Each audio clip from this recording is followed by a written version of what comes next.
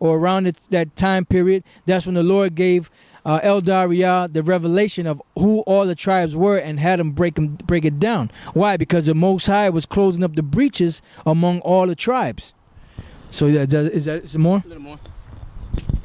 Right, and it says, the 14th verse, for he is our peace who hath made both one and hath broken down the middle wall of partition between us, meaning between Israel and the Most High, right, to bring us together back to him through Yahushua being the mediator. Having abolished in his flesh the enmity or the hatred, all right, and us being enemies to the Lord, even the law of the commandments, which because of the law, that's what us breaking it made us enemies to the Lord, contained in ordinances, for to make in himself of twain one new man, so making peace, bringing all Israel together in that one banner underneath Yahushua, and that he might reconcile both unto the Most High in one body by the cross, the northern kingdom and the southern kingdom both together in Yahushua, having slain the enmity thereby, meaning the curse of that law, man, that was keeping us away from the love of Yahweh, you know?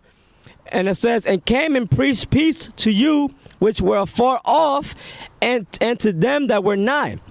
For through him we both have access by one Spirit unto the Father. Now therefore ye are no more strangers and foreigners, but fellow citizens with the saints and of the household of the Most High, which that household is the household of King David, all right, coming back again, the house of David, all right.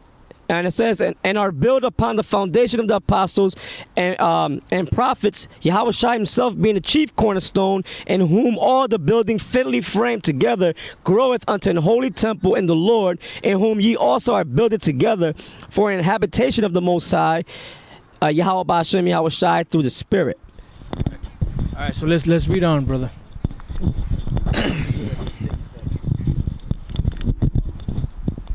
Many customs of the Mexicans strongly savoring at Judaism, besides that of circumcision, having already been noticed, such as their wearing fringes fastened to their garments, practicing frequent ablutions, attending constantly public places of worship, to which they were summoned by the blowing of horns, Numbers 10, 1-3, and Psalms, all right, 81 and 3-5. 81, 3-5. And Numbers 10, 1-3. Yep, I got it. Read that real quick. Yep. All right, Numbers chapter 10, verse 1. It says, and the Lord spake unto Moses, saying, make thee 2 trumpets of silver, of a whole piece shalt thou make them, that thou mayest use them for the calling of the assembly and for the journeying of the camps. Yep. And when they shall blow with them, all the assembly shall assemble themselves to thee at the door of the tabernacles of the congregation. Yep. Psalms 83. 81 and 3. Psalms chapter 81, verse 3. Blow up the trumpet in the new moon, in a time appointed on our solemn feast days, for this was a statute for Israel, and a law of the Most High of the power of Jacob. Hey, why would them so-called Indians keeping that law if it was given to Israel? Right, and how come the Zidonians, when they came over here, all right, when they were looking for merchandise for King Solomon, how come they didn't do it while they were over here? Yep. You see? They didn't.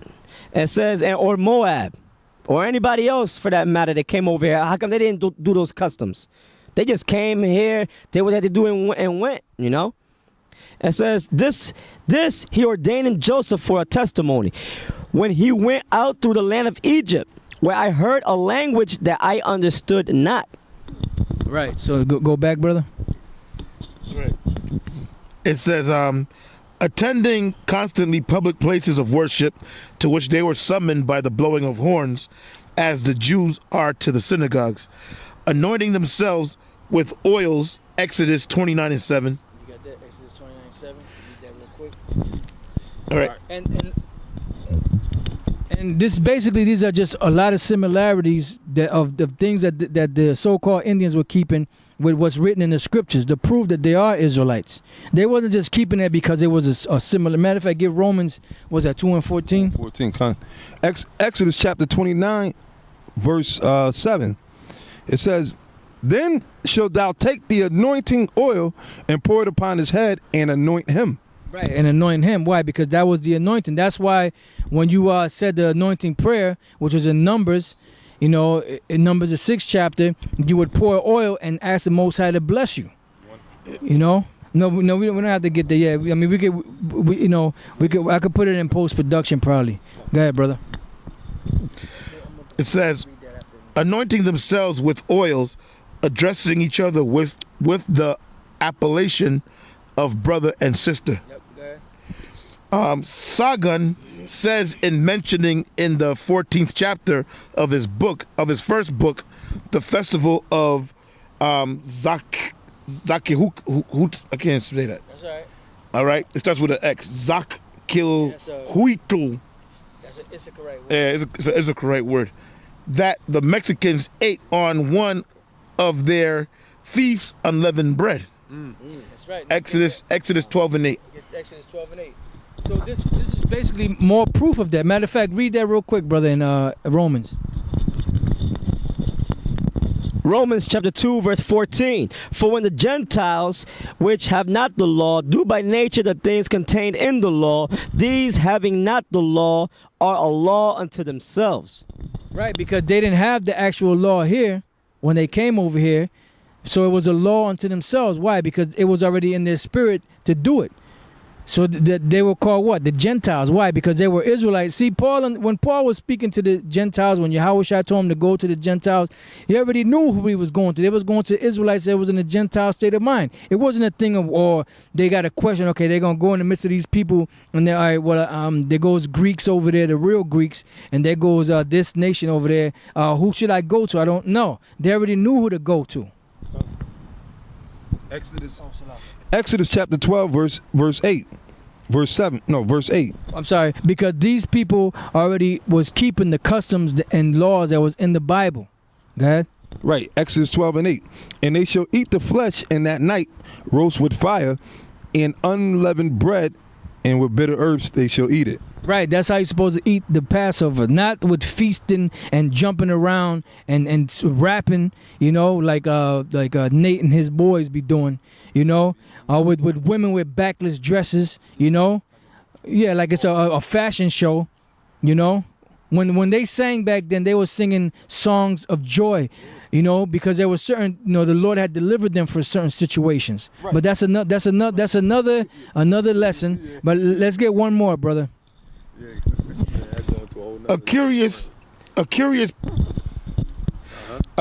parallel of the Jewish and Indian moral laws may be found in that chapter of the third book of Garcia's Origin of the Indians, which he has entitled Como los Indios Guardaron, Which is they kept. Los Preceptos del Decálogo. Right. Which means how they kept the precepts of the Decalogue, which is the 10 Commandments. Right, because the word deca means 10. Yep. For you people don't know that. All right. How the Indians obeyed the 10 Commandments. That's it. Los Luna Nuevo Mexico. Right. And there's a actual stone in Los Lunas, New Mexico. Not Mexico, it's New Mexico, where they have the actual 10 Commandments written in the Lashwan Kodash, carved out on a stone, which they put there, the Israelites, the so-called Indians that were there. Go ahead. The words of Los Casas, La Cuela Tua Manifeston Te Facit. Your speech betrays you in reference to the Mexicans or some other tribe of Indians whom he took to be real Jews. Right, let me see this. And the reason why he said that is that your speech betrays you. Why? Because that's the same thing that was said to Peter. when they came to him to ask him if he was with Yahweh Shai, he said no. He said, no, your speech betrays you. Basically, what did they mean? That the things that he was saying proves that he was down with Yahweh Shai.